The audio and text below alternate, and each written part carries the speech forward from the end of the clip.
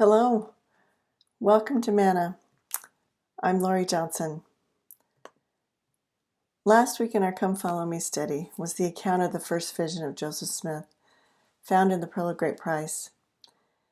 It reminded me of the importance of listening to or reading all the accounts of the first vision with the Spirit.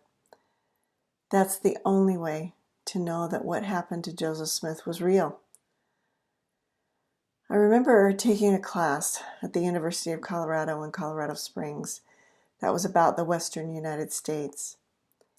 It included a section about what the syllabus termed the Mormon pioneers who settled here in Utah. This was a large humanities class that would fulfill a general education requirement. It had a lecture component that we went to once a week, and it was held in a large auditorium. There were probably about 2,000 students that would come to these lectures. The lecture that introduced the pioneers included a background of the Church of Jesus Christ of Latter-day Saints. The professor who gave the lecture was not a member of the church, but he was very respectful of the first vision and Joseph Smith.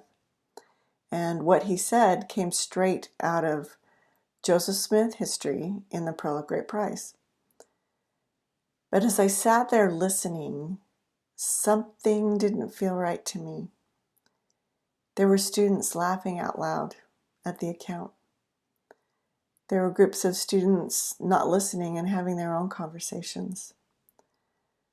The group of friends that I was sitting with seemed, at least to me, to be sitting in like a stunned silence. They were looking straight forward and not looking over at me.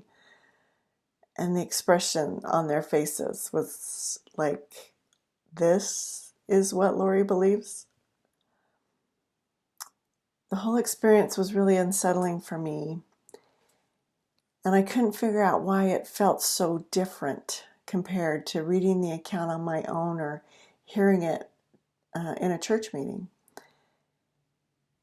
It was later, when I was at church, that I realized why the experience in the lecture had been different. The Spirit, the Holy Ghost, wasn't there. It's the Spirit that testifies of truth. He testifies of the reality of the first vision. It was an important lesson for me moving forward. So with that in mind, I've prayed for the Spirit to be with me as I read to you some of these beautiful words from Joseph Smith History, chapter 1, verses 16 and 17. I saw a pillar of light exactly over my head above the brightness of the sun, which descended gradually until it fell upon me. When the light rested upon me, I saw two personages, whose brightness and glory defy all description, standing above me in the air. One of them spake unto me, calling me by name, and said, pointing to the other, This is my beloved Son. Hear him.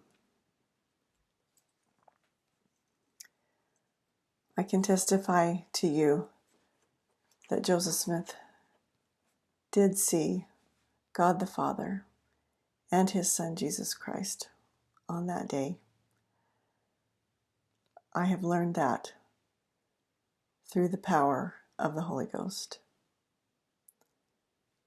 So my advice is to keep the Spirit with you, especially as you read and teach and pray about Joseph Smith's first vision. Then you will know. You'll know it's true, and you'll know that all the things we'll learn about this year and Come Follow Me about the restoration are true, and they really happened, and they were revelation from God. That's my manna for today. Thanks for listening, and I'll try to have more for you soon. Bye-bye.